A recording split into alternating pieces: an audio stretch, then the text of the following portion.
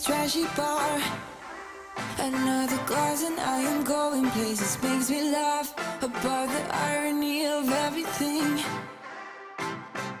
I like the way you're thinking. I don't really care about the music on the dance floor. I don't really mind all the smokers in the bathroom. I don't care at all, baby, you got my attention.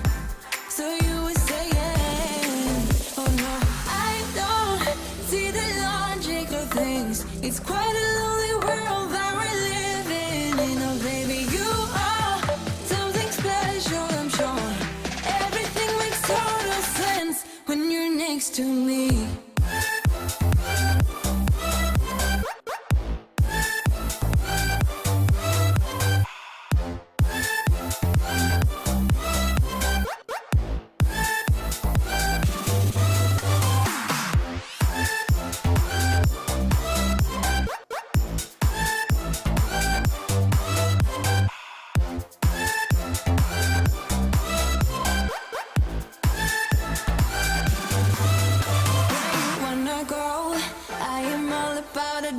Times another drink and I'll go anywhere. The way you smell, like a flash in the universe.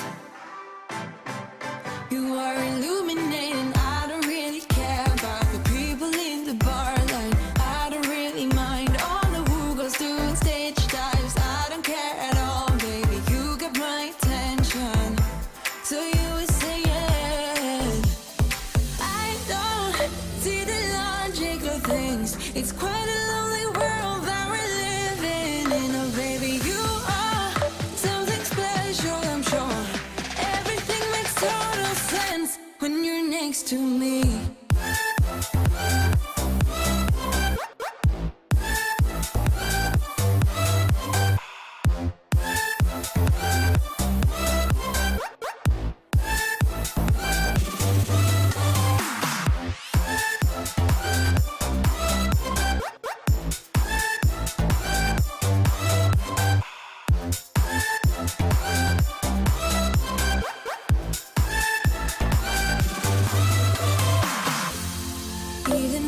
Told you I could never let you go. I'm not so sure you believe me, but if I mean to show you, I will never let you go. No, 'cause you don't see the logic of things. It's quite a lonely world that we're living in. Oh baby, you are something special, I'm sure. Everything makes total sense when you're next to me.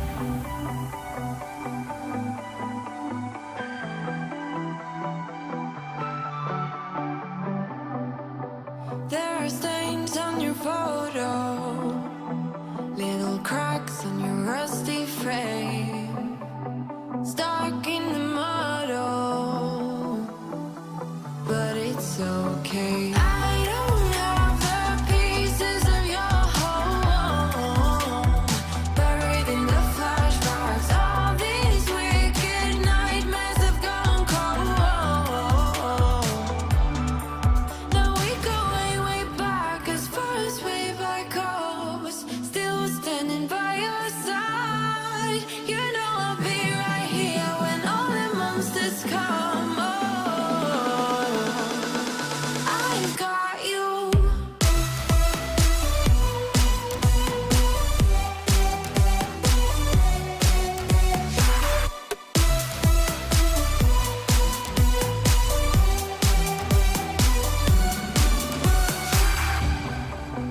You grew old in suburbia, where pretty demons never show, shifting shapes in millenniums,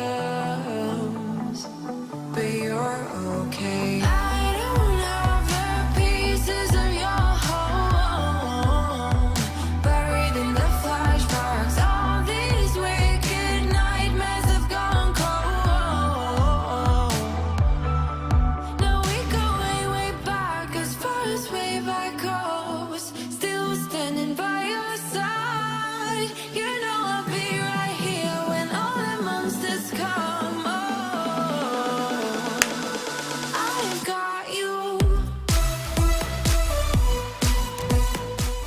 Yo, what's up, everybody?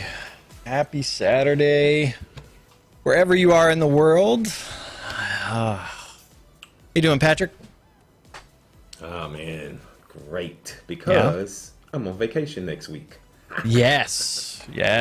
Basically, when this live stream is done, right? Done. Done. All right. The beer is already cold, my friend. The beer is already cold. Nice. And we are very excited to have Mr. Reid Havens here. Reid, how are you doing? Doing pretty fantastic. A little bit early for me, but I have my obligatory cup of coffee right now. Yes. You and Matthew Roche both out in the great Northwest area. Exactly. So thank you. Thanks for taking the time. Thanks for getting up early to join us for this live stream today. So excited to see what questions we have. Yeah. So first off, everyone in the chat, I just want to say thank you very much for all of our members. You guys help support what we do here on Guy in a Cube. It is very much appreciated. So thank you for that.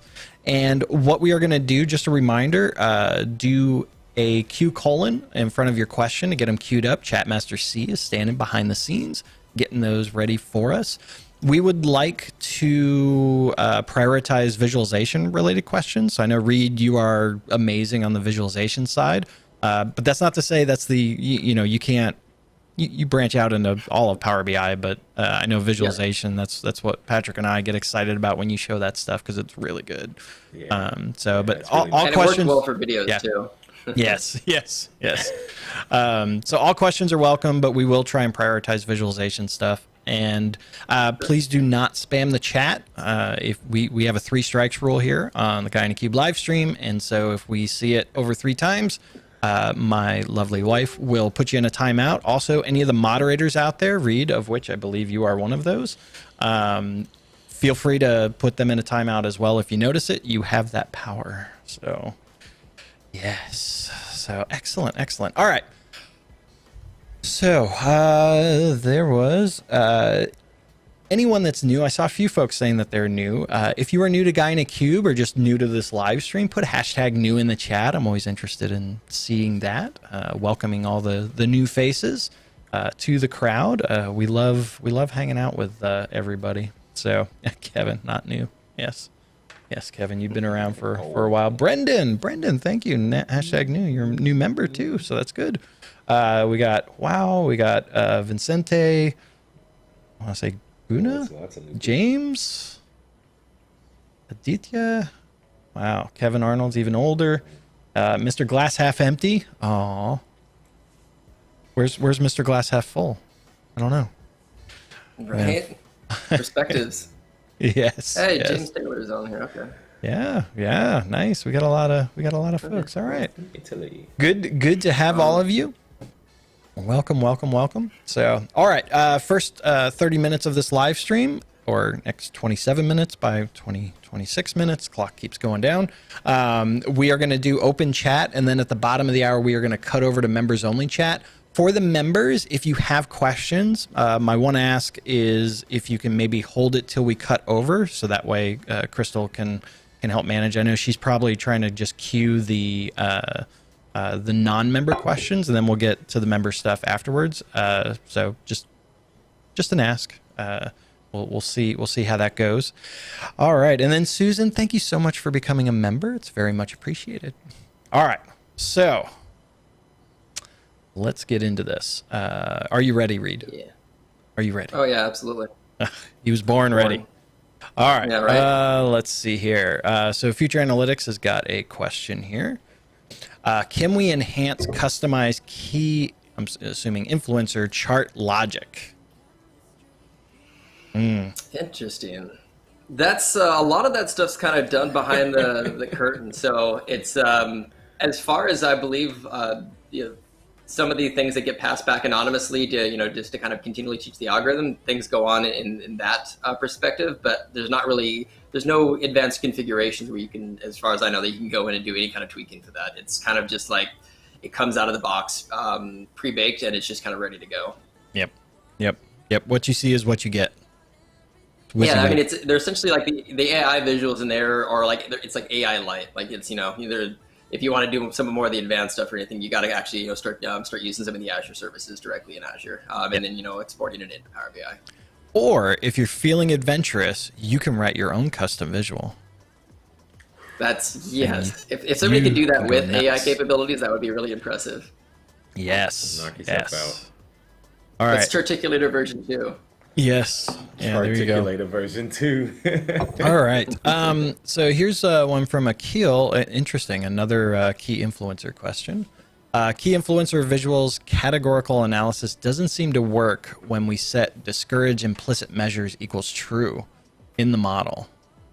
As part of calculation group creation. Is this a known issue?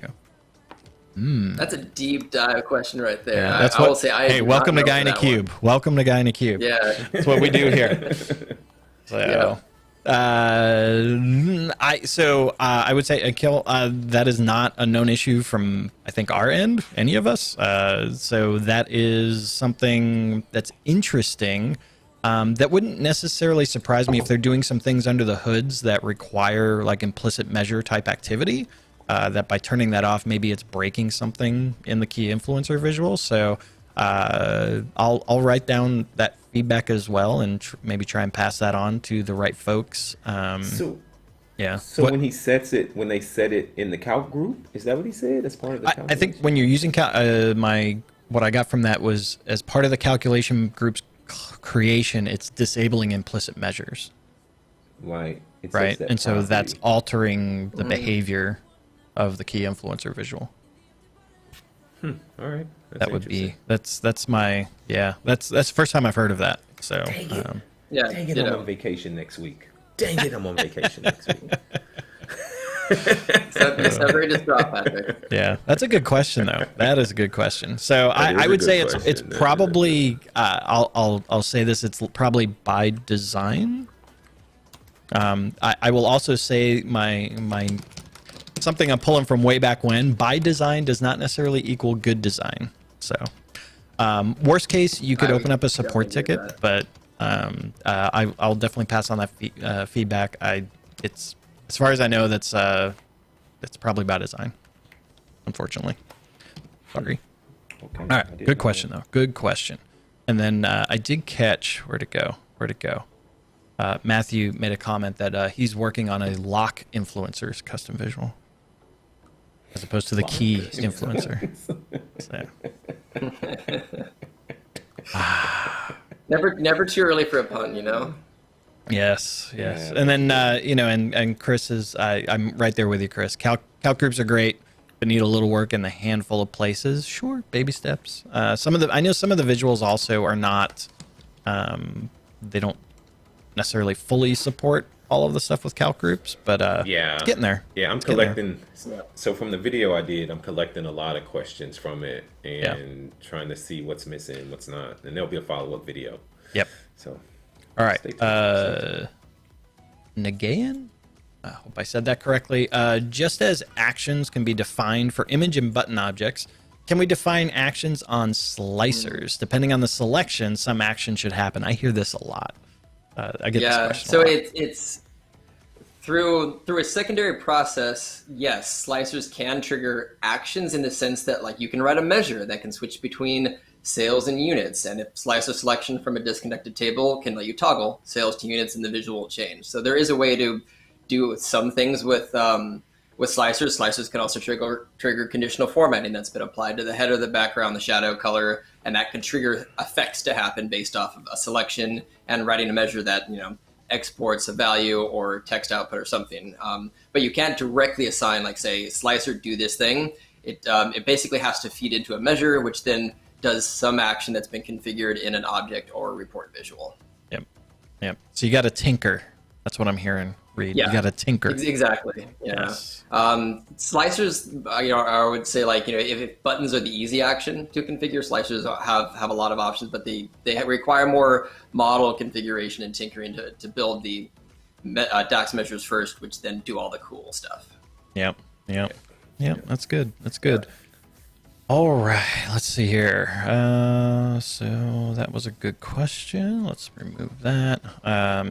So for folks that have multiple questions, just know I'm not. I see them, but what I try to do is highlight as many folks as we can, and then if we do get time, we'll go back to it.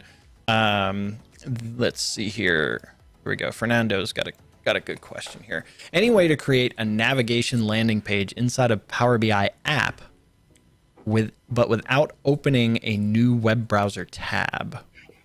Thinking on integration inside Teams, and that's not the behavior I would expect. So landing page inside.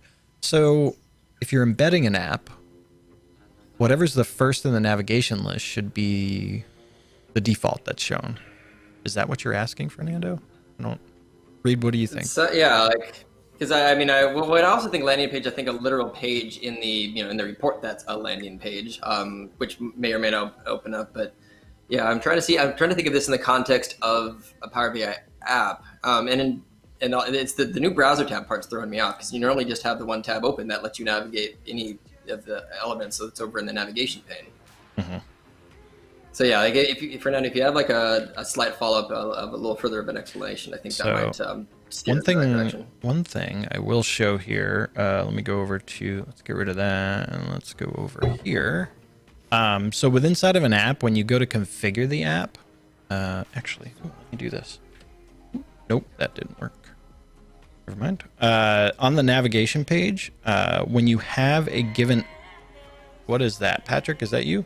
Someone's got music going. Yeah, that was me. That's it. Oh, bad Patrick. All right, so when you do, I turn my ring off. Yeah, when you do a custom link or anything, like you can have this open in. So like this one, I've got content area, but you can choose whether it's the current tab or a new tab. The new tab will cause a new page to open up. And do we have that on reports? I don't think you have that on reports. Only on like custom links and stuff. Yeah, exactly. Anything that's essentially an external link, you can choose to kind of the action of where it opens. Right. All right. And I don't see. Those are my favorite things to come out last year. I really liked that new navigation experience when it was released last summer. All right. And I'm looking in the chat. I don't know if you spotted it, Patrick, but I didn't see Fernando. He asked another question. Here we go. I don't see follow up. Oh, there it is. Hang on. Yeah. So he said you can create a dashboard using reports links, but dashboard is too limited.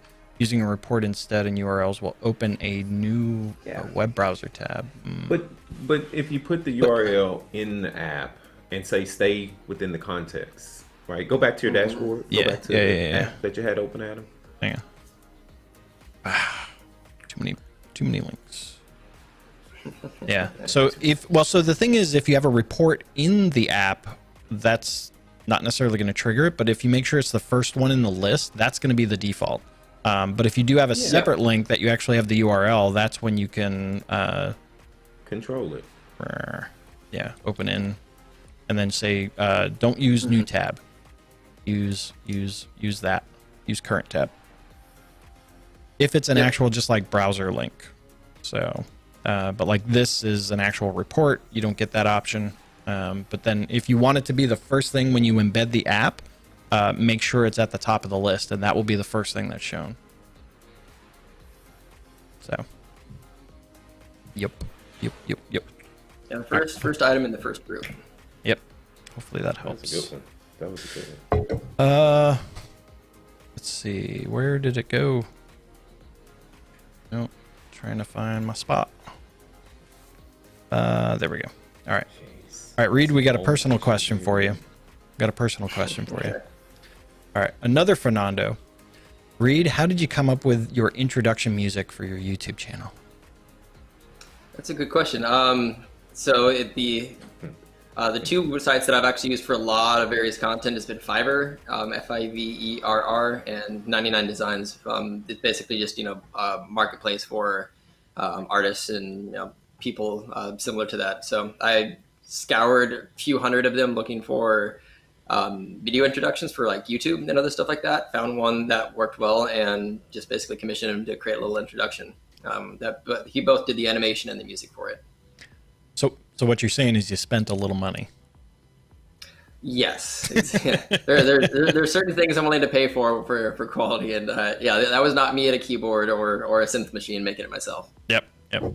As Oh, that'd much be as cool, I like though. to think I have that skill. Yeah. Right? Yeah, that's a good skill. Yeah. All The right. plot twist is you did the Lego assembly yourself, right? On yours? Yeah, totally. Totally did that. Yep. Just sat here in the corner and just put it all together. Nope. All right. Oh, here we go. Vincente's got a good question. And I don't know, Reid, what's your take on this? Where is the best place to start if we want to learn how to design custom visuals? Articulator immediately. Like if you want to build something cool and just see what can be built as like things without having to learn the code first, that's a great way to just like have a sandbox to play with. And then one thing that's I don't know, I only dabble in the code a little bit, but it's kind of nice to build something in it, download it, maybe look at the code, tweak something, and then see how the code changes. So you can actually see some of the scripting. So that's to me, I think that's a fantastic starter kit. Yep. And then of course you can dive heavily into like writing the JSON scripts yourself and everything. Yeah. That would be my recommendation for starting point. It can be accessed on the PowerBI.tips website. They have a little sandbox page to go play with it. Yeah, I'm showing a link also. Alex had put that in the chat, so you can go check that out as well. So great thing to tinker with. I like that word, tinker. All right, let's go. Let's go back to, okay. Is there, here we go. Is there a map available where you can use two locations, latitude and longitude? Uh-oh. I think we lost Reid. I see him tinkering on his desktop. So let me 1 second.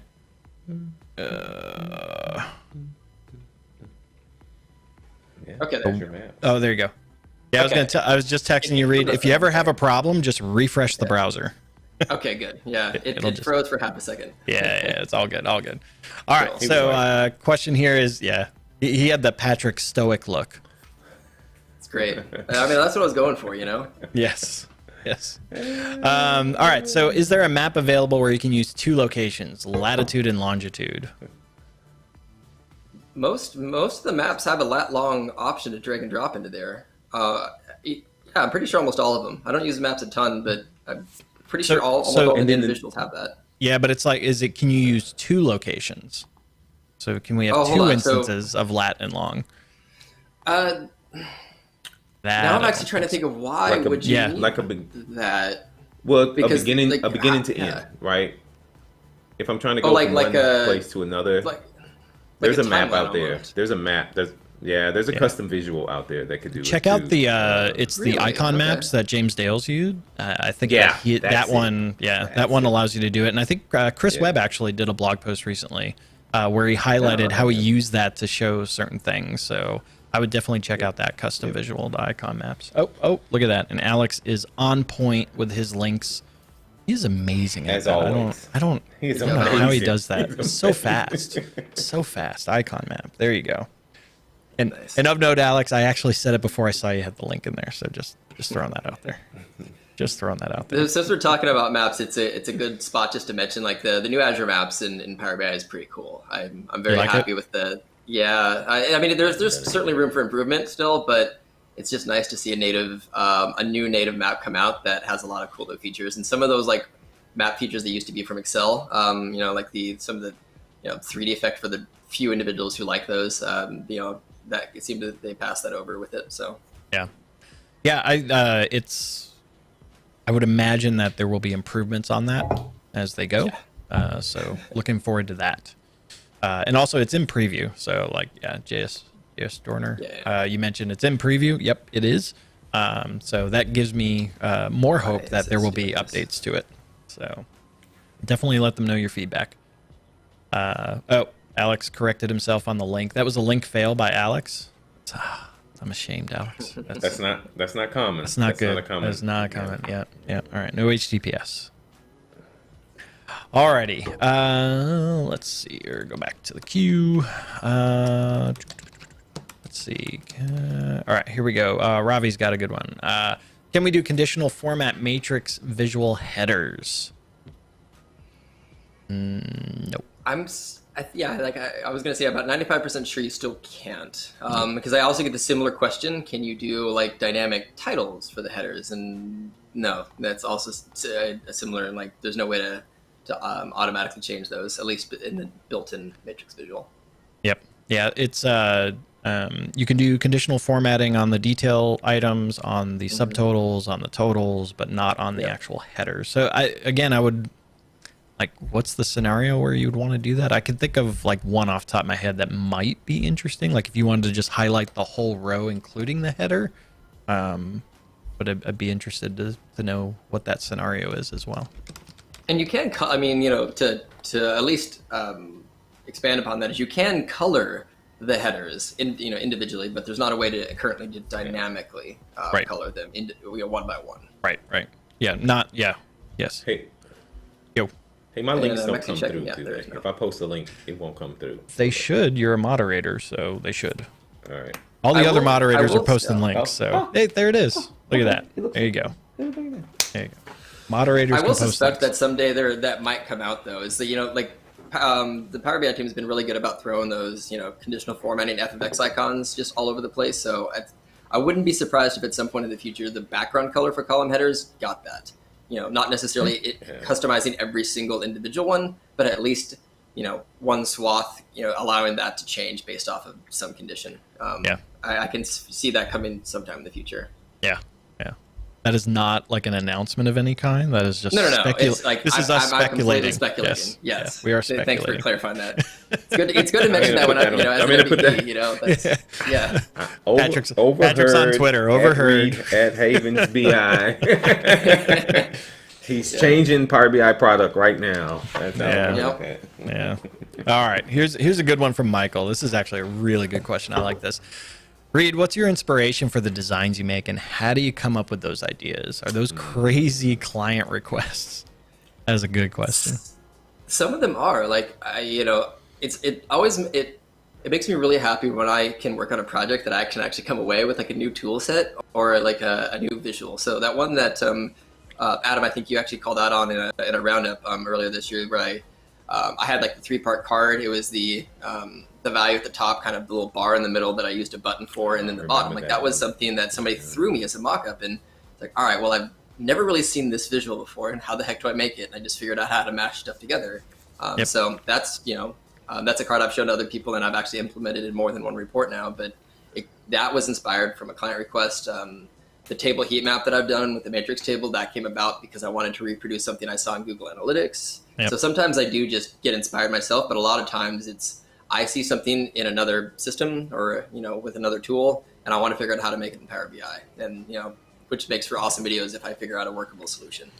Yeah, totally. Again, it goes back to the tinkering comment, right? So you're playing around with things, you're trying things, you're being mindful of colors and how they interact with other things. You're looking at contrast. You're looking at and then playing around. So the biggest thing that I've done also is sometimes I don't know necessarily what a visual is capable of doing, and so I go through a lot of the settings that you can go through and just trying them and see like, okay, what does this change? Oh, okay, that looks good. And then with this other thing, oh no, I gotta tweak this a little bit, and oh, that totally screws up this other thing. And so you're just playing around with it and trying it and picking that up. Do you along with that, do you do, like, for any of those types of items, do you do any storyboarding before you actually do it in the report, or are you just playing around in the report as you go?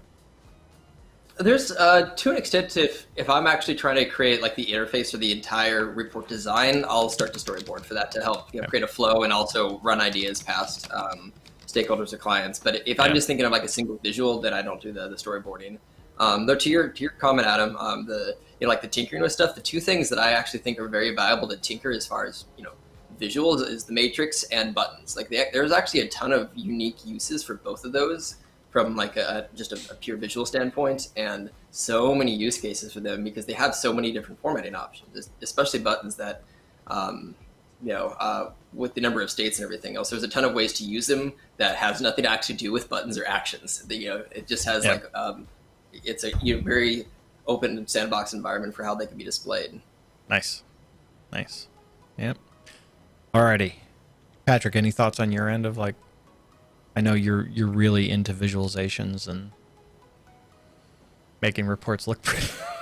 Look at that face. That was Look a at joke. that. Look at that face. Look at that face. It's a joke. Okay. Pat is like, what are you talking about? What are you talking about? Oh, all right. Alan's good got question. I was going to say, like, No, if do you you see have one? one, also, yeah, there's the one of, can we have a button to refresh visuals in Power BI report? That's actually not an uncommon question that I get. Who said it? Oh, there it is. It was really soon. Really yes. recent. Okay, yeah, there we go. Yeah. Yeah, I like that one. There isn't a specific trigger for a button that can do that. What, in theory, you can have is a button that triggers a URL that could trigger a flow to potentially trigger like a data set refresh, but there's no direct action that can say refresh the visuals on the page to cause like a page refresh or anything. It's because you can't just like throw a Python script or anything in there. So it can, if you're in authoring mode in Power BI Desktop and you turn on Performance Analyzer, you do have an individual. But I'm guessing, where Reid was going is like in a consumption view. Like there's not a way to. Yeah. Yes. You can't assign the refresh page to that, which Yes. that would be nice, especially for like DirectQuery reports where it's cached sometimes. So the closest thing you could potentially do to get that is if you have a slicer on the page. Even if it's disconnected between two elements, if you click it, it will trigger all the other visuals to cycle, to at least get the filtered data, even if it's being unfiltered. So that's one way to trigger refreshes on a page. Yeah. Now you can refresh the whole page, which would cause that to occur, but you can't do it per visual. Yeah. So yeah. Okay. Good. All right. Let's see here. We got a few more minutes here. All right. Alan's got one. Reid, which custom visual do you feel is missing out of the box in Power BI? Or is there a custom visual that you would like to make that is just not existing today? I think he's going to write this down and he's gonna like, I'm going to make that. That's what he's doing. Yeah. So I'm reading if you do, that would be great. I am reading the first part is what's a custom visual that exists that is not available out of the box from Power BI? Yes. If that actually is the case, I really wish we had a good sparkline. Like I love this smooth sparkline that OKViz makes that reminds me of like the Excel ones or anything else. It's and like we have the line visual, but it's still fairly jagged and it just goes up and down. Sparklines. Like that's I would love something like that to be in Power BI. And I actually have a couple custom visuals where I stack that on top of other visuals to make a cool combo, like card and stuff. So if I could have that in box in some way, or as a native visual, that would be my number one choice. Yeah, nice. And then small multiples. Small multiples. That's coming. Yeah. Okay. Yeah, I'm very ecstatic for that. That's I think everybody is. I remember. Yeah, like I missed that from like a decade ago when it was in Power View. Yeah. Well, good old Power View. All right. I'm choosing this one because I like his name, Tex-Mex Dragon. In the key influencer visual, another key influencer thing. Top segments. Learn more about this section. The comparing proportions part of this seems to not show the correct proportions. Has anyone seen that? I have not. I have not. Yeah. So sorry, Tex-Mex Dragon. I do like your name. I would say though, if you're feeling that there's maybe an issue, so first off, validate your data. I know that you probably have, but a lot of times it's sometimes about the data. And then past that, if you are feeling that it's like a bug or something of that nature, open up a support ticket, buddy. That's gonna be the best way. But I have not. I don't know if anyone in the chat maybe had something to say on that, but from the three of us, I don't. Unless Patrick magically knows. So I've moved past that. He's moved on. Is today? Is this the 600 video today? Somebody was posting this in the chat. I don't know. Yeah. No, we're way over 600. Okay. I don't know. That's what I said. 600. I don't know. 125,000 subscribers. Yeah, that happened the other day. I didn't know that. Yeah, that happened earlier in the week. But thank you for that. 600 videos. So technically we've done more, but we've unlisted a few. But yeah. Alexa, turn off bedroom. Whoa. Oh wow. All right. Reid's getting bossy with the bedroom. That's I nice. know. All right. Bedroom. I was trying to mute it. Apparently, it didn't actually mute my. That's fun. Did it have music going or? Well, there's I have a couple of scripted routines that run a few things, and Look at that. Home yeah, automation. my girlfriend's in the bedroom. I didn't want the lights to come on for her. A smart home. He's got a Yes. smart home. Yeah. Alrighty. It is the top of the hour, so we are going to cut over to member chat only. So let's do that, and then let's do it. Thank you everyone else for your questions and contributions. Apologies we didn't get to everyone. There were a lot of questions as usual. I love it. And so we will, so if you are a member, feel free to post your question. Even if you posted it before, post it again, please. We will get it queued up. Chatmaster C is standing by. There we go. David's got a great question right out of the gate. Right out of the gate, David's got a good one, and it is just Q:. I don't even see it in my thing yet. So there it is. There it is. David's kicking us off right.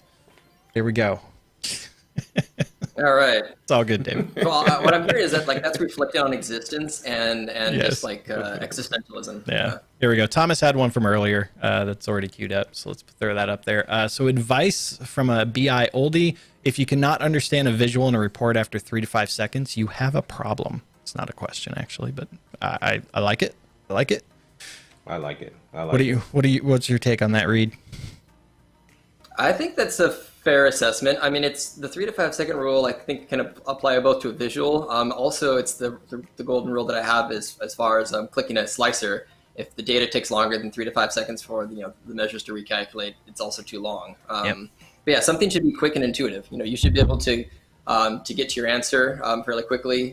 Within a few clicks, and then once you actually see the visual in front of you, it should make sense fairly quickly. Yep. Granted, some will require a bit of introductions, like the key influencers. That's not a visual you should ever give to anyone the first time and have them expect to know it in 5 seconds. But with proper training, if it's still too confusing, then you probably want to consider maybe using a different or more simplified visual. Yeah. Looking at you, tree map. Alrighty. So there was a Dim and Facts sent in a question beforehand. It's not visualization related. Sorry, Reid. But we're going to pump that up. So Dim and Facts is a member. So members that are at the visitor and higher level can actually send in pre-questions that we can get queued up. So let's go with that. So I would like to know how many reports from a workspace are included in the current version of the Power BI service apps. Is there an API field to show which workspace is published as app and what reports are included in that release?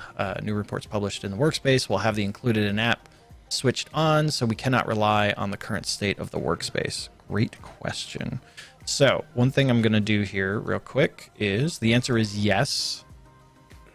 And let's go to get reports, and let me cut over to my machine here real quick. So there is an API, so it is the get reports out of the apps API. So that will allow you to get which reports are part of that published app. Let me put that in the question. There you go. So good question, Dim and Facts. Appreciate it. Paul, you did a super chat, buddy. Appreciate that. Paul's got a Appreciate question. that. Yes, I know. I'm waiting for it to come across here. Here we go. All right, Paul's. So super chats do take priority, even if you're in the chat and not a member. Super chats always take priority.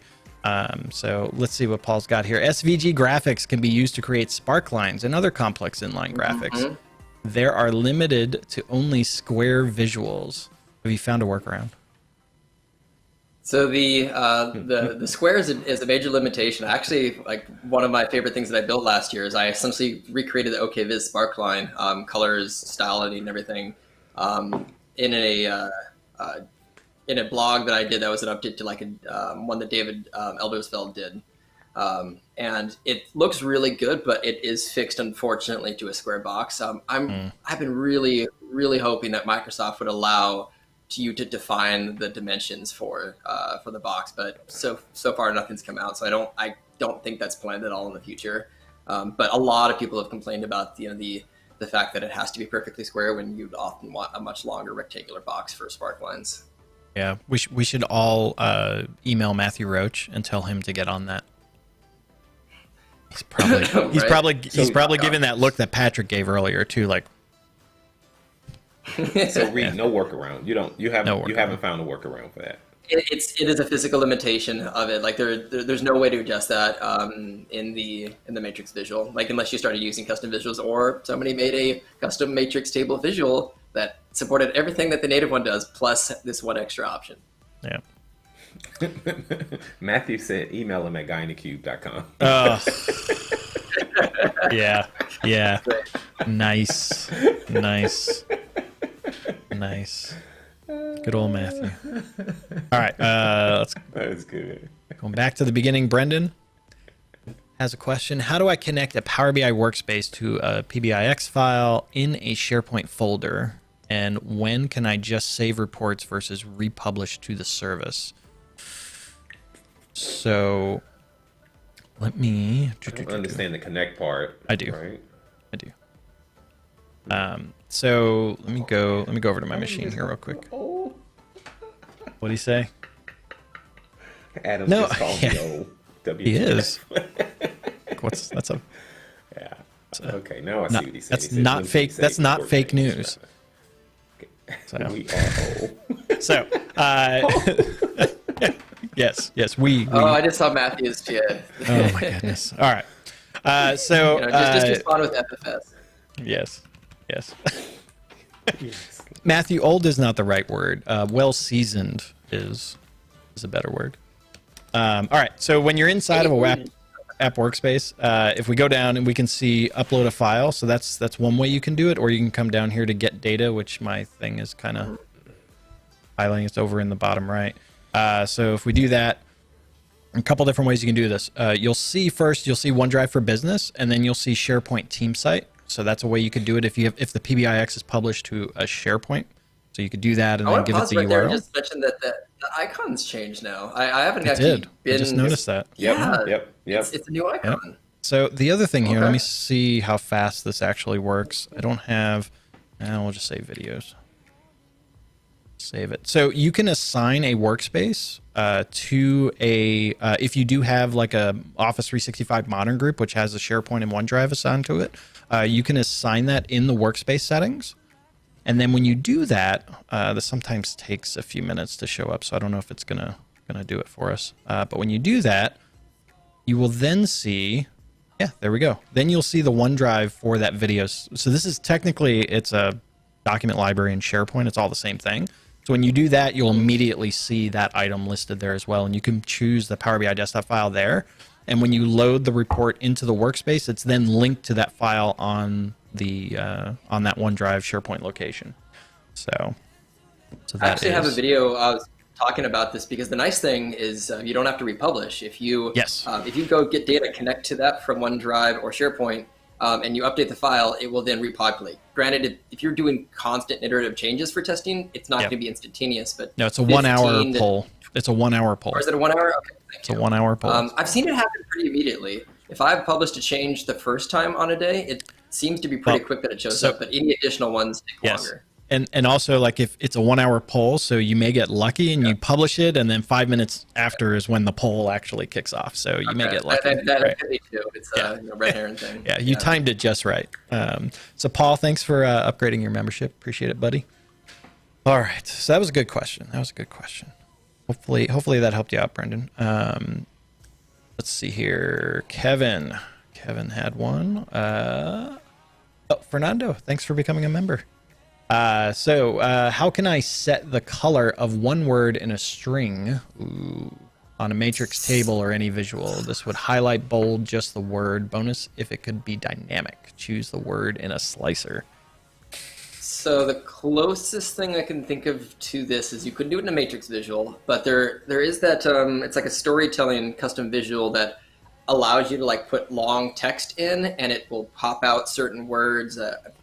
I'm spacing on the name of this. I think Microsoft actually makes the custom visual, but that's the only thing I can think of where you can, highlight or emphasize parts of a string of text. Do you remember the name of that one, Adam? Don't.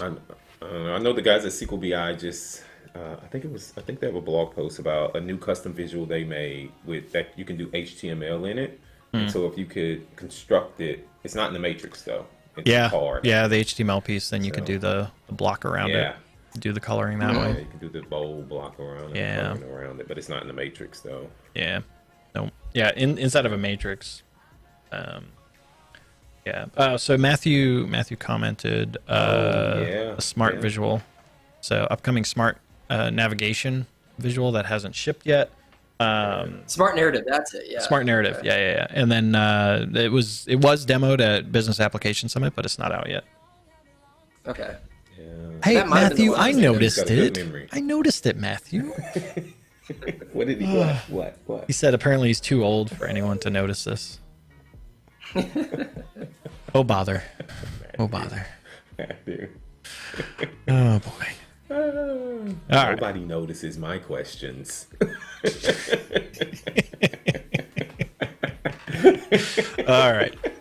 Will's got one. Will, thanks for hanging out with us for so long. I know it's like, so if you think it's early for you, Reid, Will's in Australia, so it's like it's 1:11 a.m. for him. Okay. Yeah. So respect. I want to add Power Apps visual on older import connection type models. How can I change them to DirectQuery, or do I need to rebuild the Power BI desktop file? Yeah, that's tricky. It's one of those, like, it's easy to go from DirectQuery to import.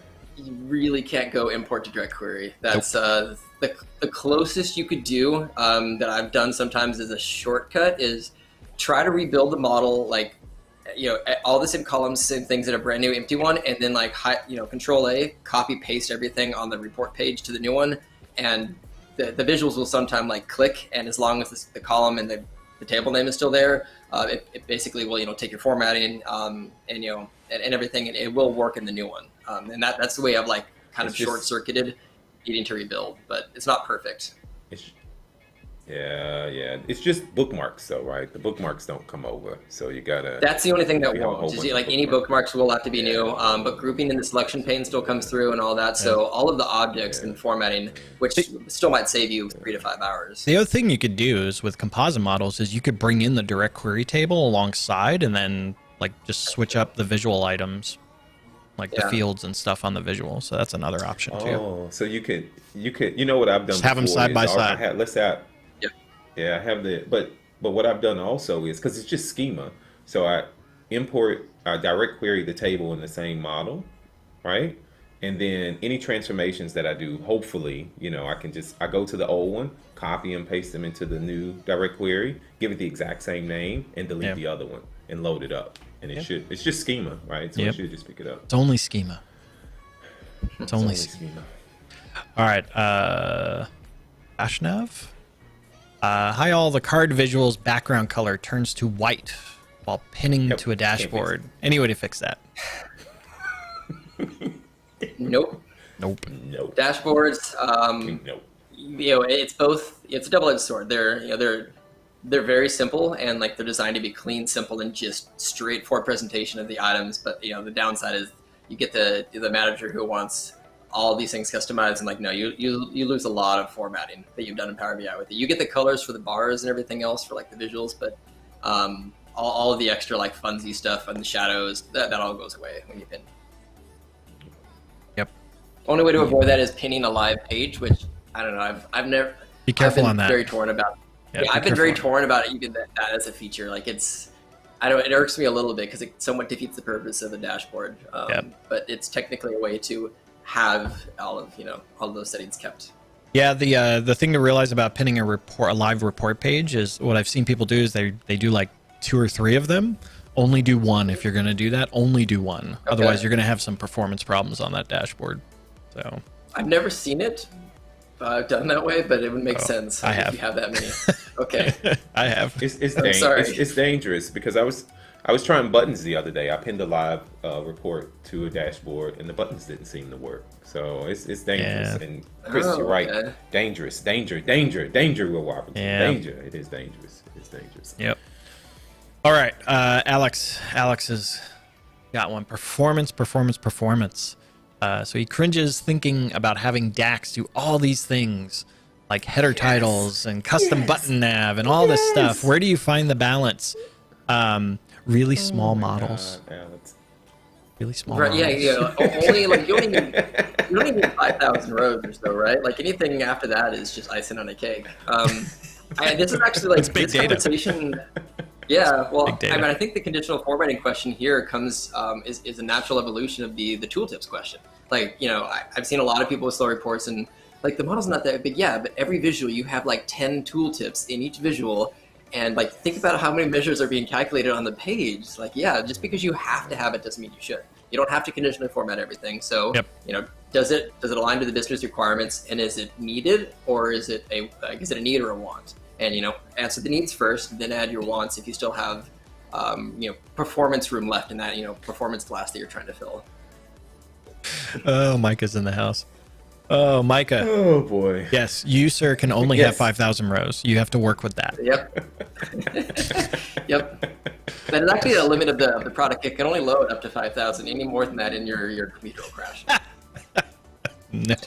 Oh my God. But it is a balance, though. Yeah. It is a balance. I talk about this all the time. Every time, you got a million conditional format and millions of tooltips. And sometimes we, as report developers, we do it because we think it's cool, and the business doesn't even ask for those things, And so the one thing I know, we know everything that people want because we are in IT. We know everything that our consumers want. Absolutely. I think you got to talk to your consumers, and it's a negotiation. When they start requesting these things, I mean, you're ultimately responsible for this, right? So you need to talk to those report consumers and go, all right, look. The report is slow because of all these things that we put on it that you requested. We got to balance it out. So have a conversation with them. Yep. They're okay. They're okay people. They're okay people. I'm actually really curious. Like, I haven't done this yet from a performance analyst perspective, but let's say you have one measure that returns red or green, for a hex color, depending on the condition. If you use that 15 times in the visuals, I would assume that the engine, the Vertipack engine, is only calculating it once and then applying it 15 times. But I'm actually wondering, what is the performance impact of 1 versus 15 conditional formats where there's 15 different measures, which I would think would be a lot worse. If it's 15 different visuals, I think it's 15 different calls. But I haven't tested this either. Depending But on what's I think it's cached. different visuals. Yeah. Yeah. I'll try it. I think I'm going to make a note of this to actually do a video on that. You get a lot of video. Yeah. You get a lot of video ideas out of this live chat. I won't write that one down. I won't write that one down, man. I want to do this one. This would be good. Yeah. Yeah, all right, I think we beat that one to death. So Michael, thank you for becoming a supporter, and Wyatt, hey man, thank you for the super chat. And Wyatt, I don't know if you really Crystal's here, so you don't have to. The Bring Back Fund is, but thank you. So all right, VJ, can we connect D3 visuals directly to Power BI? Is there any workaround? Custom visuals? Oh, you're saying existing D3 stuff that's out there? It has to be in that custom visual format. So you'd have to get it into like a PBI viz file that you can then bring that in. So we can't bring an actual like external D3 visual that maybe someone created and pull that in. So I don't know. Have you seen any of that, Reid, like in your consultant work? People wanting to do that kind of stuff? Nothing like that unique. Like you said, it's anything that's ever custom is always wrapped in a PBI viz file. Yeah. Yep. So you gotta do some tinkering again. Thomas, going back to our 5,000 row limitation, he said he's seen a report that called 200 million rows in 2 data sets in the same report. Okay. All right. And that just sounds painful. It does sound painful. And I'm sure it was DirectQuery. Right, and they were bringing in SKU number onto a matrix table. Absolutely. Yes. Yep. All right, Paul. Can you disable dynamic access in Power BI, as in always show the 0 access? That's a good question. Yeah. So any of the visuals by default are set to auto.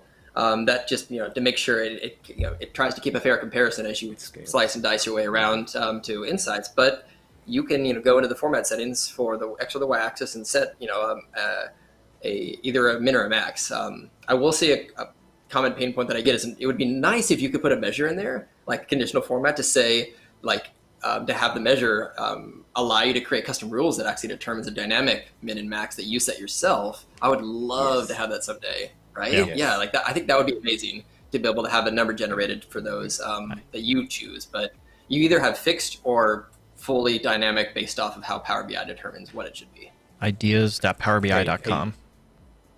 Hey, you know what? Actually, I'm wondering if can do that's that today. Yeah. You know, you know where you can do that today. You know where you can do that Is today. it? Paginated reports. I was waiting for that. I was like, okay, all right. Yeah. Reid, is that I'm just saying. the formatting of the axis? Is that something maybe you have something ready real quick? You could just show it real quick. Yeah, let's go ahead and pop that up. Okay. Easy enough to just saying. show that on Just saying, individual. guys. You ready? Saying. Yeah. Head over, Ask Paul head over to Shirley Reid's about that. machine. Paul knows. All right, you're up. All right. Cool. Look at You that. may Look have, how beautiful you that may is. have to Look at zoom that. in. You may have to zoom in If it Look does. at all that stuff. if that works. All Normally I this have my fancy zoom in tool visuals. on, but the toggle for it isn't actually going up. However, there's the start and the stop that's over here on the lower right where it's it's set to auto, but you can also just type in a manual number and basically fix it to say 0 and 100 if you're wanting to do percentage. That's probably the most common time that I see people trying to actually fix it, because they don't want it to just jump around on them, and they want like a fair comparison. Yep. Nice. Yep. All right. Cool. Yep. All right. That's good. Good question. All right. David's got one. David, in your design process, how much effort do you put into mobile views? And do you have any tips for mainly mobile viewed reports? Ooh, that's a good question. That's a good one. That's good. That's a good question. Senior Design Reid. process. Yeah, sorry, I made a question. Yeah, I was switching betting on the super tool. Yeah. Your design process, how much effort do you put into mobile? Mobile. Oh, that's Mobile. a great question. So, I like some parts of mobile view. Some parts, I would say, I actually help to direct clients towards certain navigation points. So you do, there's really two mobile views. You have your portrait mode, which is the cards that actually now has a lot of new customizations and everything. They've added a ton of new features to that, layering and stuff, which has been really, really nice. So that's gotten a lot better. But still, there are certain times where we don't really want the portrait view. We only want them to use landscape mode. And what I will actually do is I'll have a text box hidden on the page that just says rotate phone to use to consume report or something like that. Hide all the visuals except for that, so they open it up on mobile. They see just that text, and as soon as they rotate it, they get access to the mini report that they can click around in, Nice. depending. But I will say, like, if you haven't used portrait mode that much, it used to be a lot more limited. They've added a ton of new features for it. And it's much more customizable now. So I actually find more value in it than I used to, last 3 or so years. That sounds like a good video idea, Reid. Right. Yeah. It's actually on my queue of videos right. to do with the new mobile experience. Nice. Matthew made a good comment about it, though. Matthew just added Matthew something. always makes good comments. It's a really where is good it? comment. Where is it? It's a really good comment. I still learned the other day. He's one of my okay. favorite people to follow on Twitter. I love a lot of his tweets. Yeah. Yeah, so he said customers I work with get out of mobile what they put into it. That's true about anything. That's not right. just mobile. If mobile is an important use case, you should probably deliberately design mobile views for each report. Yep. 100%. Yeah. 100%.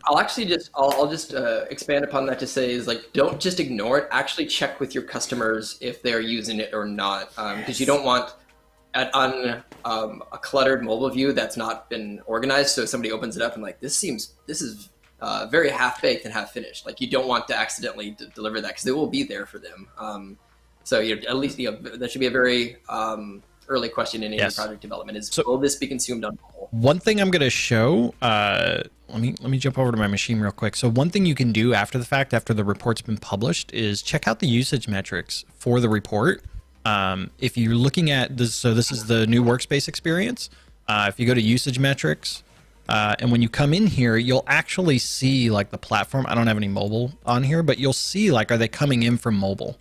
And then, where is it at? So in this, if you're collecting this data, this is a great way to validate hey, are people using this from a mobile view perspective? And if you designed it deliberately for mobile, and you publish that, and you go in and you're like, all right, well, no one's using this, so why did you tell me to do this, right? So, so that's a good indicator you can go with. So check that out. There's some really cool like mobile only features that I love, at least for iPhone, which is the geolocation. So it can pre-filter your report to where you are, and the barcode scanner are like two that are it's super cool. Yeah, Patrick did a video on that with that was your Power Apps integrated one, wasn't it? Yeah. All right. All right, Prem Chander. Reid, have you ever faced issues with aspect ratio in designing it in fixed to width mode? Mine went for a toss, and I realized it only after seeing it in full screen mode. Yeah, so I'm not sure I've very often switched to the fixed to width mode specifically. In general, unless specified by the customer, I usually keep it to the default. But there is one thing that I often will have as a discussion during project development is like, and this actually ties directly back to the mobile question. What devices is this getting consumed on? If this is going to be consumed by a bunch of people who have like a 42-inch computer monitor, there's probably a lot of detail you can actually include into there. But if people are typically consuming this on a laptop, you're going to want to make certain aspect ratios and things like that. So there's a lot of, just make sure that you're fully aware of deploying to as far as the consumers go. But as far as the fixed to width, I haven't specifically used that one that often. So I'm not actually sure its effects once like published. Yep. The other thing to realize is what was my thought here? Oh yeah. So from the Guy in a Cube organization, we only have monitors that are 4x3. So we only invest in the old CRT monitors. And so that's the resolution that our reports are on. At 680 by 480 or something, right? Yes, absolutely, 100%. Adam, can you show what? And only in text mode. Is? So like we play Zork a lot. Oh God, I never played the original text ones, but I did play Return to Zork when I was a kid. That was a great CD game. Yes. What's up, Patrick? Can you switch to your laptop? Can you switch and show what that option is? Yes. 1 second. I don't think I have to open a report. Hang on. Oh, I have one open. There we go. Here we go. Yeah. All right. So what did you want me to show? View. Go to view. Yeah. There we go. Page view. Show where you can set the fit to page. Yeah. Oh yeah, fit to width. Yep. Actual size. There you go. So Patrick also calls this out. Like if you're doing a report page tooltip, make sure you change it to actual size because it's really small. Yeah. Yep. And then the other thing you can do on a given report page for the page sizes. So by default, it's 16 by 9, but you can change it, and you can also do like a custom like width and height. So this is where I get my 4x3. Right. So actually, no, I take that back. I actually influenced the product team to accommodate for my needs, and so they already put 4x3 in there. But I do have to go custom because their 4x3 is too large. We've got to go 640 by 480. So yes. Now, you probably why the high contrast mode came in too, right? Because it makes it look like the old workspace games. Yes, I am also going to call out. This was a real customer story. Do not do this. And you're probably sitting there going like, what's wrong with that? Don't do this. It's literally the pages don't do this. So they're like, what's wrong with this? Let me go to the view and let me go to actual size. Nope. Where's the fit to page? Yeah, don't do that. Oh, right? You mean make a scrollable page? Yeah. Look at that. Look at that height, 9,000 pixels. That's right. Because we like paginated reports and we're gonna stuff everything in there. Don't do that. I have a horror story somewhat related to that. So there was a report that I took over for a client a year and a half ago, and all the pages looked normal. They seemed 16 by 9, but then as I'm starting to go through it, like I'm looking at like, wait, font size 48, like it doesn't seem that big. And then I actually went to, I looked at the page settings and it was like 4,000 by 6. Like, oh my gosh. Oh my gosh. Yeah, so it was technically 16 by 9, but they just jacked up the resolution. Yeah. And these were offshore developers that didn't build a particularly good report. But it was, I had never seen a report with a resolution set that high before. They just didn't realize you could set it at any resolution to get 16 by 9, apparently. Yep.